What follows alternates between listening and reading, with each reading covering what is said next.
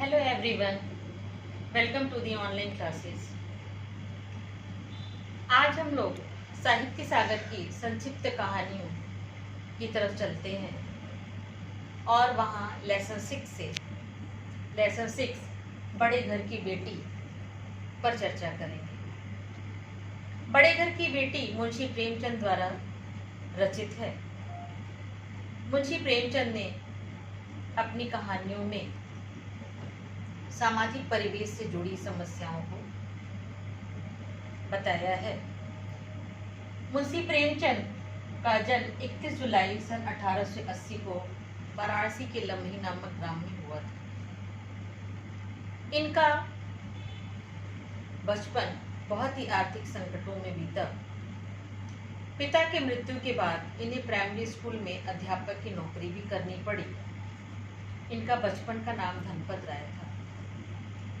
साहित्य के क्षेत्र में इनकी लोकप्रियता इतनी बढ़ी कि इन्हें हिंदी जगत का सम्राट कहा गया।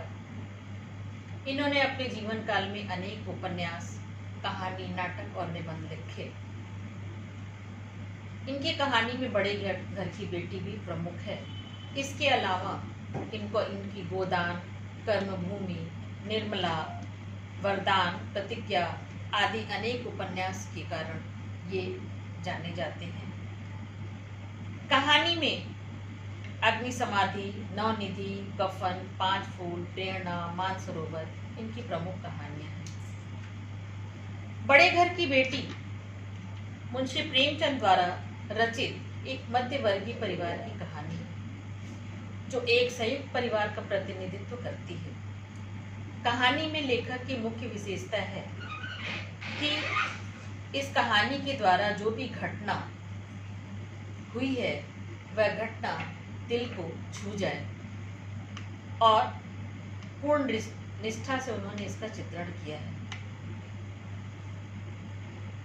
कहानी के मुख्य पात्र जो हैं गौरीपुर के जमींदार बेनी माधो सिंह हैं। उनके 2 पुत्र हैं, श्रीकंठ और लाल बिहारी। उनकी पुत्र वधु आनंदी।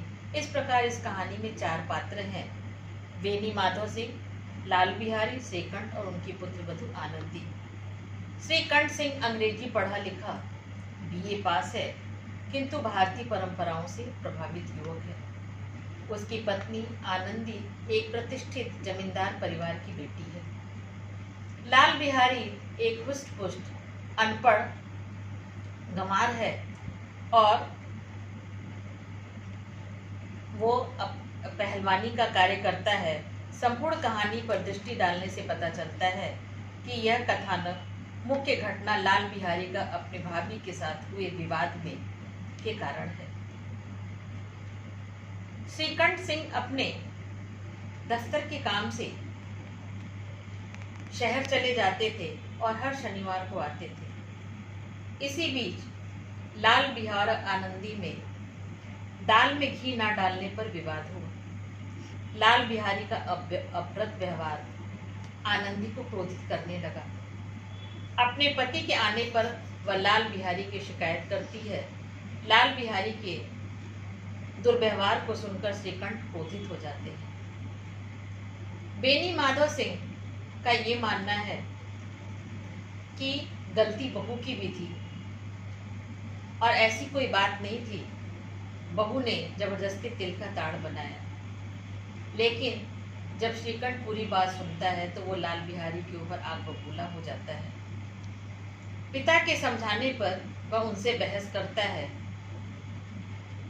वह श्रीकंठ, जिसे पूरा गांव इस बात के लिए जानता था कि वो संयुक्त परिवार के विषय में हमेशा सकारात्मक सोच रखता है, कितने घरों को उसने डूबने से बचाया, कितने घरों के लोगों को उसने संयुक्त परिवार में रहने की सलाह दी और आज वह स्वयं अपने घर पे आई हुई इस विपदा पे लाल बिहारी को घर छोड़ने के लिए कह देता है और यह फैसला सुनाता है। भाई की बात सुनकर लाल बिहारी को अपनी गलती का एहसास होता है। वह अपनी भाभी से क्षमा मांगता है। आनंदी उसे क्षमा करते हुए पति से भी क्षमा क्षमा कर देने को कहती है, लेकिन पति उसकी बात को नहीं मानता। आनंदी को तब ये लगता है कि उसने बेकार में ही इन बातों को इतना बढ़ाया और वह उसे भी अपनी गलती का एहसास होता है। आनंदी किसी तरह अपने पति को समझा बुझा करके लाल बिहारी को माफ करने के लिए कहती है। पिताजी आनंदी के समझाने पर किसी तरह श्रीकर्ण इस बात के लिए मान जाते हैं और कहीं न कहीं दोनों भाइयों के अंदर अत्यंत प्रेम था, वो प्रेम उमड़ करके आता है और फिर श्रीकर्ण और लाल बिहारी दोनों मिल जाते हैं। इस पर पिताजी कहते हैं, बड़े घर की बेटियां ऐसी ही होती हैं जो बिगड़ता हुआ काम बना लेती हैं। ये लाइन ही इस पूरी कहानी का मूल आधार है। इस कहानी में लेखक ने पारिवारिक पृष्ठभूमि और पात्रों की क्रिया प्रतिक्रिया तथा परिणाम को अत्यंत सुंदर ढंग से चित्रित किया है। समाज के बदलते मूल्यों ने पारिवारिक रिश्तों में बदलाव तो उत्पन्न किया, किंतु फिर भी भारतीय संस्कृति कहीं न कहीं संयुक्त परिवार में विद्यमान है, जो पूरे परिवार को बांध करके रखती है। परिवार की अपनी कुछ मर्यादाएं होती हैं और ये मर्यादाओं का जो पालन करता है वही परिवार आदर्श परिवार कहलाता है। मध्य वर्गीय वर्ग आज भी संयुक्त परिवार का प्रतिनिधित्व करती है और यह कहानी शिक्षा देती है कि छोटी छोटे पारिवारिक तनाव के कारण रिश्तों में कभी भी बदलाव नहीं आना चाहिए। और इस कहानी का यही मुख्य उद्देश्य है कि परिवार को विघटित होने से बचाना। आज के बदलते सामाजिक परिवेश में एकल परिवारों की संख्या बढ़ती जा रही है और संयुक्त परिवार टूटते जा रहे हैं। इन सबके लिए यह कहानी एक मिसाल बनकर उपस्थित करता है। परिवार को तोड़ना या जोड़ना स्त्रियों के हाथ में है। अगर स्त्रियां समझदारी से कार्य करती हैं तो परिवार हमेशा एक बन करके रह सकते हैं। इस कहानी में आनंदी जितनी बड़े घर की बेटी है और जितने लाड़ प्यार से पली है, रेशमी चप्पल उसके पास हैं अपने लॉन में टहलने के लिए, हाथी घोड़े जिसके दरवाजे पे घुमा करते थे, ऐसे घर की बेटी आकर के और मिट्टी के घर में किसी तरह अपने आप को सामंजस्य स्थापित करती है और सामंजस्य स्थापित करके इस घर को अपना घर समझ करके और पूर्ण तन्मयता और लगन से इस घर में बहू की भूमिका निभाती है। यह कहानी इस बात को भी संकेत करती है कि मान अपमान में फंसकर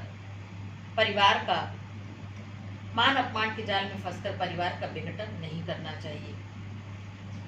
प्रेम की ताकत में किसी का भी हृदय परिवर्तित किया जा सकता है। बड़ों को हमेशा अपने छोटों की गलतियों को क्षमा कर देना चाहिए।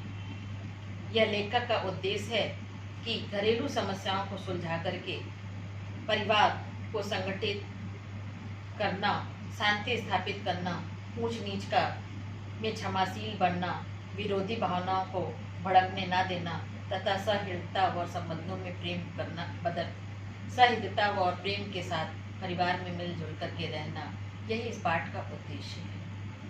ये इस कहानी का सारांश और उद्देश्य था। अगले वीडियो में हम पूरी कहानी साहित्य सागर के बुक से पढ़ेंगे। Thank you.